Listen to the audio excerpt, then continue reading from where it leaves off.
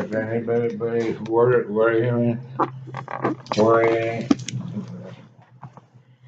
The secret to success is to do common things uncommonly well.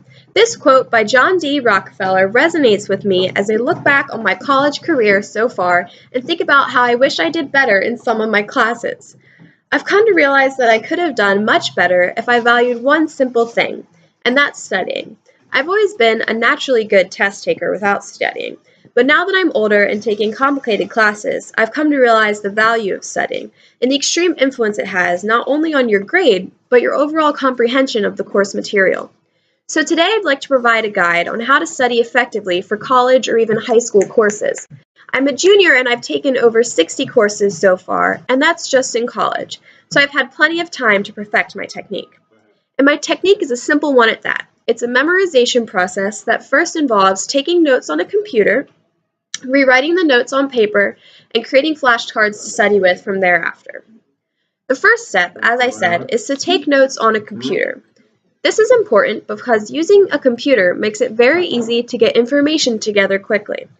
If you mess up something, it only takes a second to delete it and write what you intended.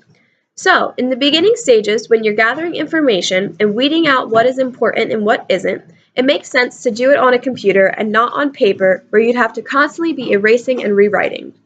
Another reason why it's best to begin on the computer is because going on the computer gives you quick and easy access to the internet. Learn.org says, government, education, and organization websites offer a wealth of information related to practically any topic you could be studying in school.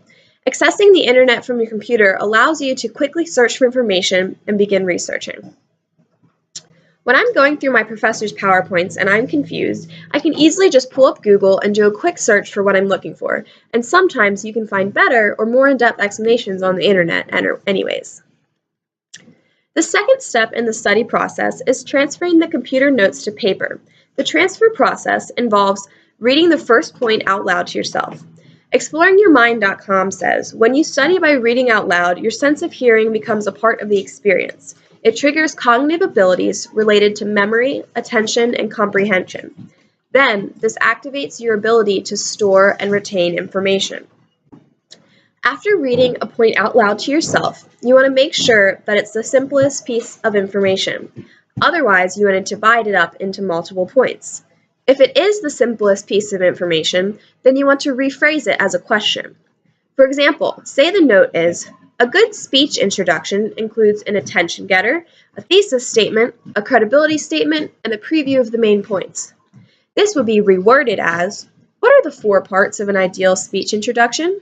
And the answer would be an attention getter, a thesis statement, a credibility statement, and a preview of the main points. You then want to write this question-answer combo down on the piece of paper, and you continue like that until you've run out of notes. The first 2 steps were to begin to teach you the information without just sitting and listening to someone talk to you like in class. For this last step, you will at first continue the learning process by rewriting the information that is on the piece of paper onto the flashcards. And just like the previous steps, you'll be reading the information aloud as you're transcribing. After the flashcards are completed, you will use them to quiz yourself. FlashcardSecrets.com says flashcards have been acknowledged by educational researchers as the fastest and easiest way to learn and remember new information. The flashcards promote studying that is most helpful for an exam because they are in question-answer format and they prevent just memorizing a piece of paper of notes. So in conclusion, after all of test-taking experiences, I've come up with the perfect formula for studying, and that involves organizing notes on the computer, transferring the computer notes onto a handwritten piece of paper, and then creating flashcards to study with.